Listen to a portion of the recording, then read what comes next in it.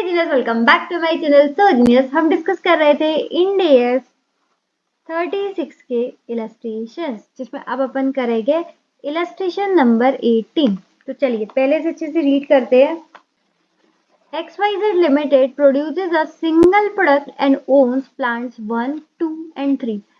XYZ Limited जो एक company है वो एक प्रोडक्ट बेचती है, लेकिन उस एक प्रोडक्ट के लिए इनके पास प्लांट कितने हैं? Plant 1, plant 2 and plant 3। Total 3 plant रखे हैं, ठीक है।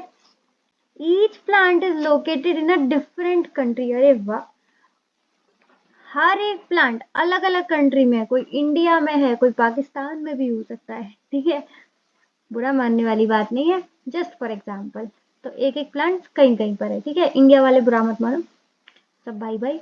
आगे देखो, plant 1 produces a component that is assembled in either plant 2 और प्लांट 3। अच्छा, तो प्लांट 1 का काम है एक कंपोनेंट बनाना, ठीक है।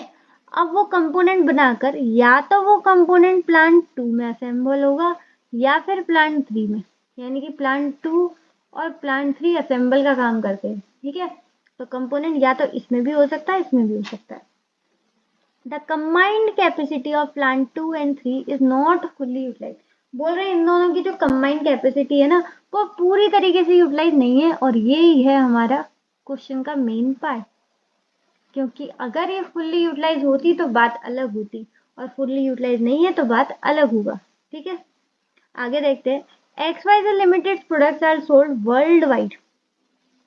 अब जब जिस कंपनी के जो कंपोनेंट्स हैं, ठीक है, वो अलग जगह बनते हैं, अलग जगह असेंबल होते हैं, वो भी कंट्री वाइज अलग अलग, तो ऑब्वियसली बात है इनके जो प्रोडक्ट्स होंगे तो वो तो पूरा वर्ल्ड वाइड ही बिकेंगे भाई।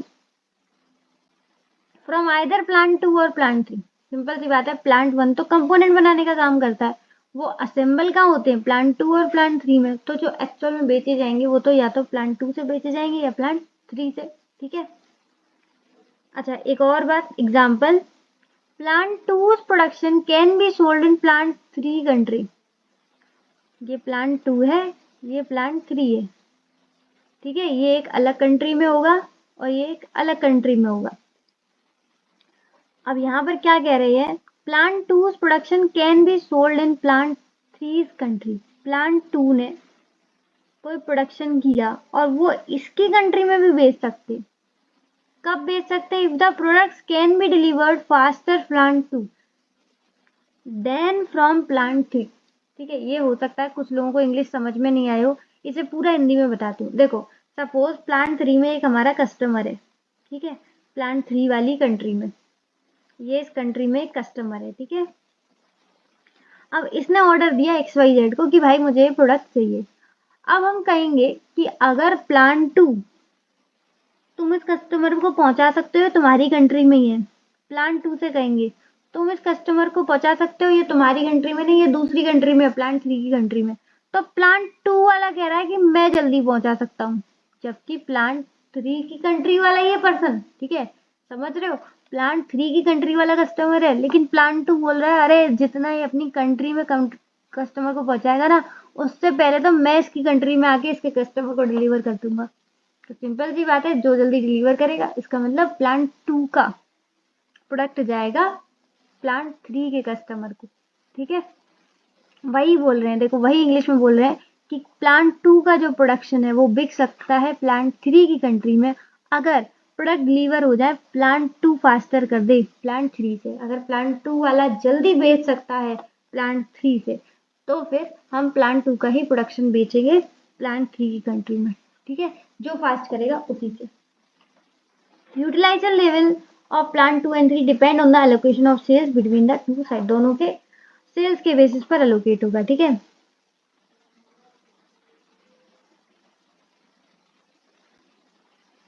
आगे, if there is no active market from plant 1 product, बोल रहे हैं प्लांट 1 का प्रोडक्ट का जो है कोई एक्टिव मार्केट नहीं है। Evaluate what are the cash generating units from plant 1, 2, 3। अब देखो यहाँ पर ध्यान सी बात, एक तो पहली बात, प्लांट 1 का अलग से कोई एक्टिव मार्केट नहीं है। प्लांट 1 का जो कंपोनेंट बनता है वो प्लांट 2 या तो प्लांट 3 ये असेंबल करेंगे तभी मार्केट में बिकेगा, ठीक है, तो प्लांट 1 का खुद की कोई कंपोनेंट की वैल्यू नहीं है, खुद वो मार्केट में जाके नहीं बेच सकता। ठीक है, तो प्लांट 1 का तो कोई मतलब ही नहीं बनता कि वो अकेला सीजीयू बनेगा, क्योंकि उसका खुद का कोई महत्व ही नहीं रहा एक तरीके से, क्योंकि वो जो कंपोनेंट बनाता है वो प्लांट 2 या फिर प्लांट 3 वो असेंबल करेंगे तभी मार्केट में बिकेगा, अदरवाइज नहीं बिकेगा। तो उसका कोई एक्टिव मार्केट ही नहीं है, तो प्लांट 1 अकेला सीजीयू नहीं बन सकता। बाकी बात रही प्लांट 2 और प्लांट 3 की, तो यहाँ पर क्लियरली गिवन है कि plant 2 and plant 3 fully utilise नहीं है।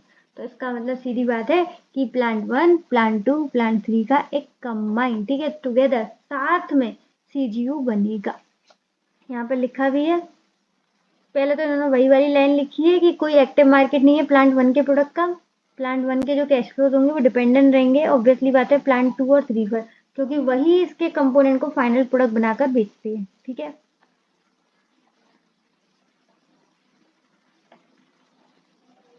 ये रहा main line, that the plant 1, 2 and 3 together, साथ में, यानी कि पूरा का पूरा XYZ limited as a whole, पूरा प्लांट 1 प्लस 2 प्लांट 3 तीनों का ही साथ में एक सीजीयू क्रिएट होगा। लिखा है देखो।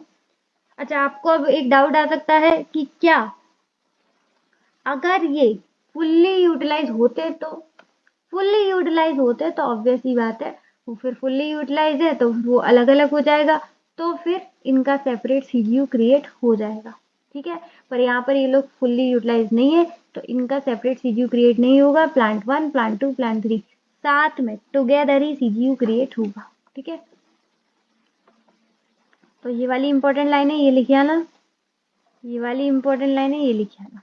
ठीक है, ये जरूर जरूर आपको लिखकर आनी है। उम्मीद है क्वेश्चन आपको समझ में आया होगा। दो चीजें ध्यान में रखनी है, पहली इसमें ये कि प्लांट 1 का जो कंपोनेंट है वो असेंबल होता है प्लांट 2 और प्लांट 3 में, तो फिर उसका खुद का कोई महत्व नहीं है, उसका खुद का कोई एक्टिव मार्केट नहीं है। दूसरी बात ये कि प्लांट 2 और 3 का जो कैपेसिटी है वो फुल्ली यूटिलाइज नहीं है, इसका मतलब इन तीनों का ही जो है वो साथ में सीजीयू क्रिएट होगा। ठीक, तो उम्मीद है आपको क्वेश्चन समझ में आया होगा।